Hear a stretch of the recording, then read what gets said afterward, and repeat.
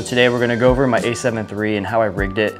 There's a lot of components to this thing, and I know it can look a little bit intimidating, but they're pretty much just there to solve a problem. First thing I kind of want to go over is the Ninja. This thing is kind of what I built my rig around. So the main reason why I bought the Ninja is mostly just to record extra lane ProRes. I'm still rocking a 2019 Intel MacBook Pro. It's definitely showing its age with video editing, but with these ProRes files, they're so much easier to edit in the timeline and to export. So yeah, the Ninja just kind of solves a lot of problems for me. One of the problems that I have is I have the HDMI cable clamp on the Smallrig Cage that locks down the HDMI cable in the port in the camera. So because I have that clamp, I cannot use my headphones with the clamp. So I can monitor my audio through the Ninja, which is clutch because I'm usually rocking my headphones with this whole thing, just monitoring audio, especially when I'm doing interview style or talking head. What's also really awesome about the Ninja is that you can load in 8 different LUTs. Right now you're looking at the Thomas Kovacic Portra 400 LUT. I know his LUTs are kind of made for 10-bit and FX3, A7S III, and most of the newer Sony cameras, but I kind of make it work with what I have, and 8-bit, I think it still looks pretty good. As you can tell, it's pretty true to life. It's just real life, but just a little bit better. I don't really like to use super crunchy, super dramatic LUTs. Yeah, and just being able to show your client as you're recording what their footage will pretty much look like without, you know, then you have to do white balance and curves and stuff like that in post. They will get a good idea of what their footage is going to look like, and that's super helpful. Next thing I'll talk about is, yeah, I have the Smallrig Cage. I do have the Mikey grip. It's not the actual Sony grip. I think it's like 350 bucks, so and this one was 90 or 100 bucks. I've had no problems with it. I use it for photo and for video, and having the extra battery, I can shoot all day. I never have to change the battery on this thing. So I do have the Smallrig handle. It has a built-in Allen wrench holder, which comes in clutch, tightening down all of these screws, because you definitely don't want anything loose on your rig, because something can fall apart and you could break your whole camera doing that. I also have the Smallrig top handle that also has a Allen key holder in it. So if I lose one, I've got 2. So, and I always have one in my camera case as well, my Pelican. So when I started rigging up this camera, I originally bought this. This is the Rode VideoMic Go 2.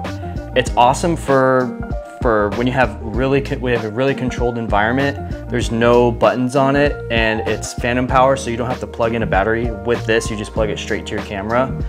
It sounds pretty good, but when I first bought this thing, I used it on a motorcycle project with Alatar Customs, and where we were shooting in Quartzsite and in Flagstaff on 2 different projects. It was really windy on both projects, and that thing, it does have a pad, but you have to go into the Rode Central app on your computer, turn it on, unplug the mic, and then plug it back in, and now you have the pad in. But not having it on the mic was kind of a big deal, because I was shooting in and out of my truck when the wind was coming in, and you can just hear how noisy, and the audio was always clipping. So then I bought the Rode NTG, and this thing has been awesome. It is not phantom power, but the battery lasts forever on this thing. I think it's rated for 30 hours.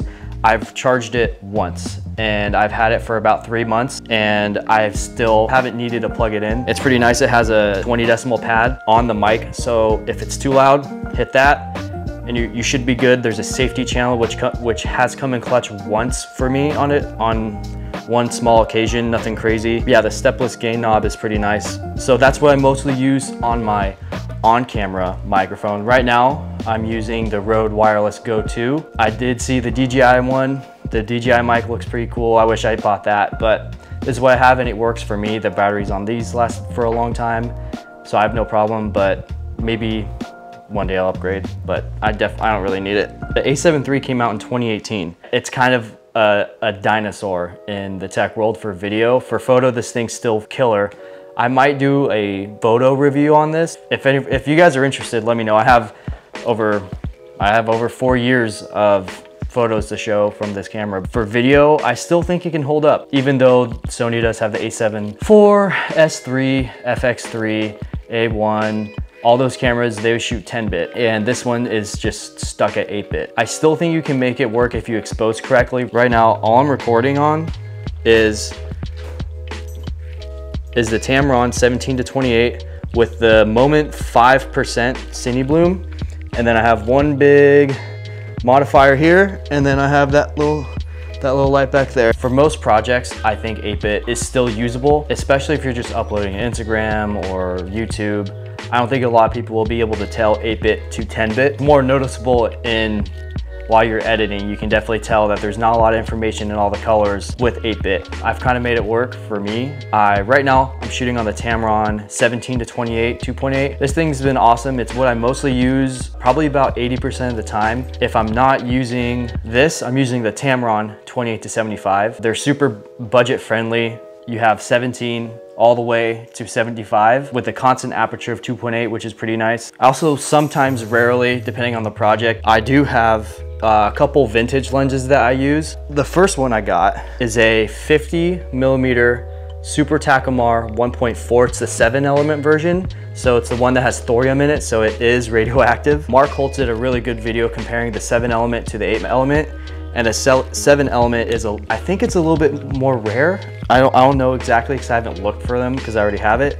But this thing has so much character. It's almost like wide open. It's so soft. So I haven't found a good reason to use this quite yet, but I do want to eventually use this on a project. So the next vintage lens I have is the Canon FD 28mm 2.8. I've only used this on a couple projects, and all the B-roll that you're watching of my rig is shot on my A7 II with this.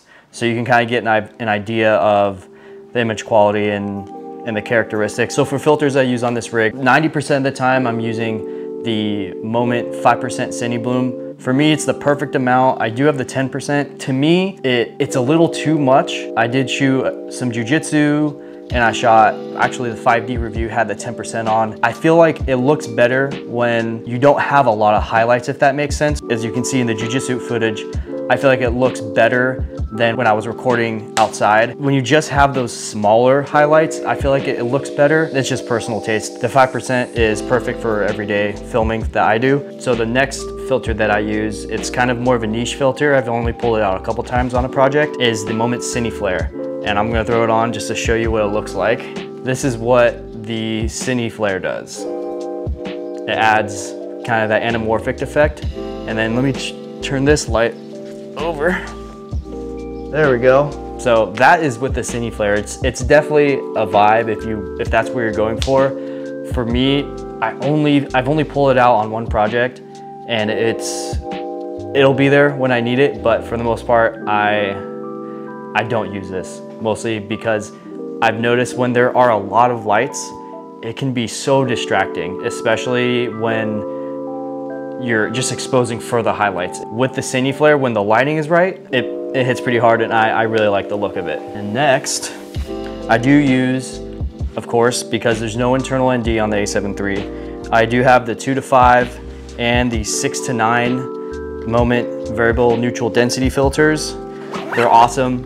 I might switch over to the Nisi IRND one-stop ND filters. I'm just trying to squeeze out every little bit of quality from the sensor. So the main reason why I want to get the one-stop is just I don't have the color casting and the vignetting in the corners with the VNDs. These are super awesome, like for run and gun filmmaking, but I think it's worth it for me to slow down and just screw on the ND that I need and just kind of work with that so I get no vignetting and the highest image quality. So who should buy the A7 III in 2022 after it being over 4 years old? I think if you're getting into photo and video, this is a great option. Photo-wise, it still kills it. For video, it is a little bit lacking in some features. If you look at, say, the R6, A7 IV, the Lumix S5, FX3, Fujifilm, I think if you can get this thing pretty cheap, I think it's worth it. But if you're just starting out, I think this thing is still really good. When you're just starting off, shooting 8-bit and S-Log 2, it's more than enough to just understand how log works and how to expose it and color grading. If you have the money to blow, sure, just go get an A1 or an FX6, but I guess good luck trying to find one. But I think for a beginner, this thing is killer. I mean, there's so many people that have used it over the years and can still create amazing content. If you guys are interested, I'll probably do a photo review of it. This is just mostly how I rigged this for video. If you have any questions on this rig and how I rigged it, either leave it down in the comments or I'll put my Instagram handle, you can message me there. So I'll probably, just like with all my other reviews, I'll probably put some footage of what I've shot with this at the end over some chill beats. So just sit back and enjoy. See you later.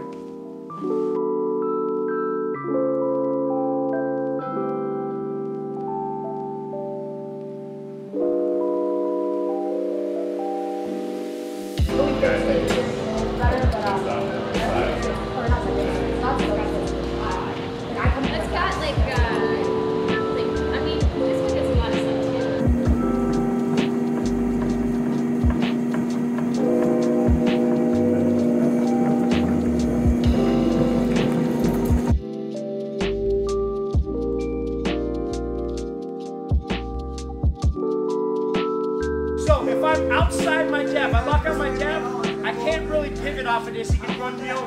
So what I'm going to do is get outside and then a small pivot. Alright, so all we're doing is adding the outside pivot step. We avoided the interstate, right? The interstate. We avoided the interstate by taking a backcountry road called the 89 through Wickenburg, Prescott, Prescott National Forest, Kaibab National Forest, and we headed due east, just kind of following Mount Humphreys, which is the main mountain here.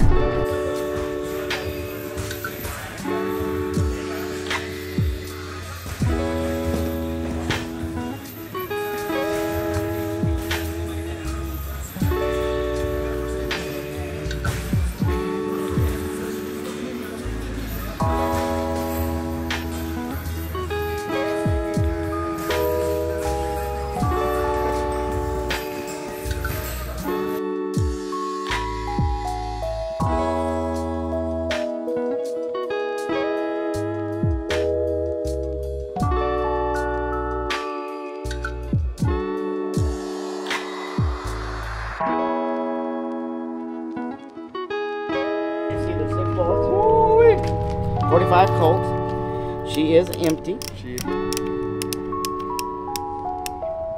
Bang! Made you jump, didn't I? Did you jump? No. Oh, Yeah. bummer. So how can I?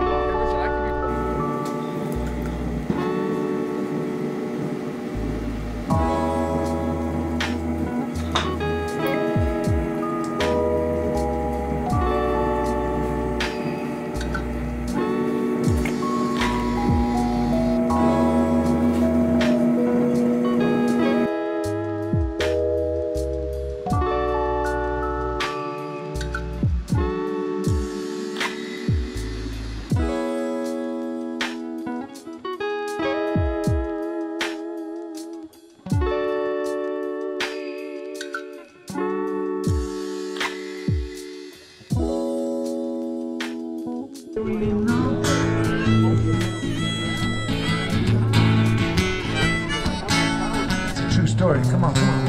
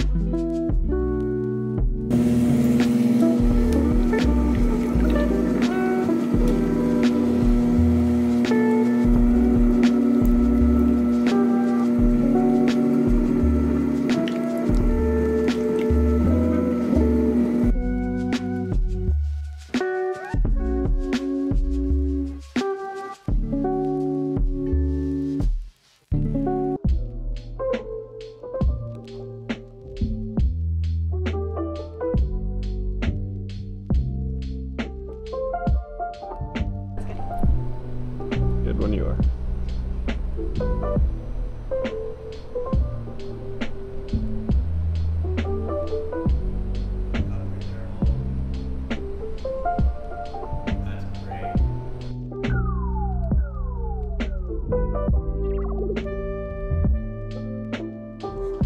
I'm gonna shadow box into this because I'm running on empty. What's up? My name's Brett Traeger. I'm gonna sacrifice some of your water. Actually, what about this one here? Can I pour this on my head? That's old, but yeah. Yeah, I'm pouring it on my head. I'm not drinking it. All right. Woo!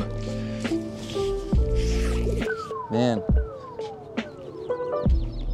You know, you don't know until you ride a motorcycle through the desert. It takes it out of you.